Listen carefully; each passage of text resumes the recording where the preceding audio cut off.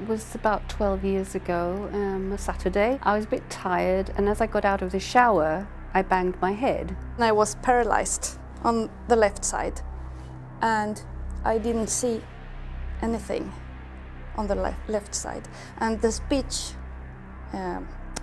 went blah, blah, blah. And then my balance started to go. I was walking into things all the time. And I had difficulties in breathing. And I was all sweat, and it was horrible. I think it was about on the 5th or 6th day, I remember I asked a young nurse, one of the junior nurses,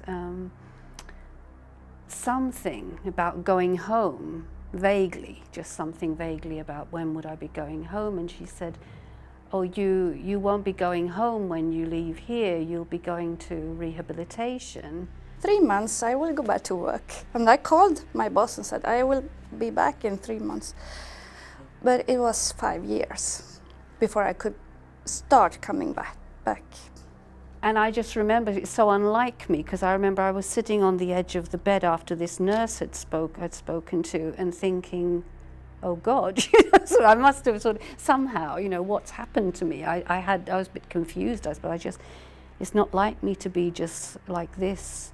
And they came in, and I looked up, and they said, hey, and I said, hey, and then my head dropped again.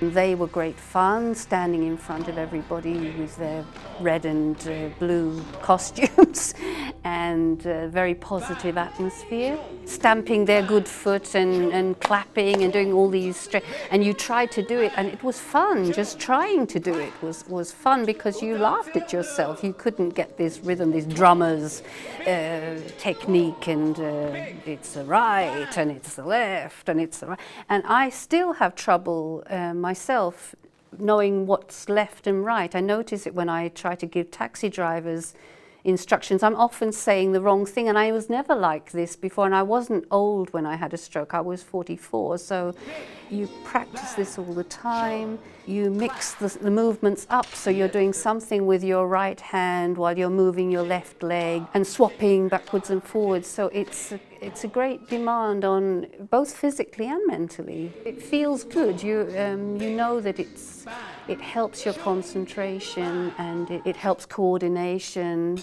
and it trains your memory as well.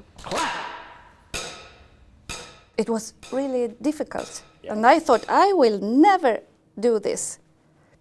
But you had to laugh, it was so fun. Fantastic. And you had to focus on these signs. And my sight was affected by the stroke. So it was very hard work, just to see and to follow the pointing like this. You listen to good music, and you make the moves, and you have fun, and you have friends around. It's a good time, and that improves, I think, the learning.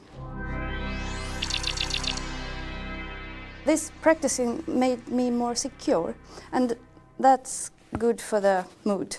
We all feel that our mood lifts. For some people, it probably much more than for others, but we all notice that we are happy doing this. Then I started to try to stand up. At first I could do it maybe 5 minutes, and then I was so tired and had to sit. Now I stand all the time, 1 hour long. Wow. Yes.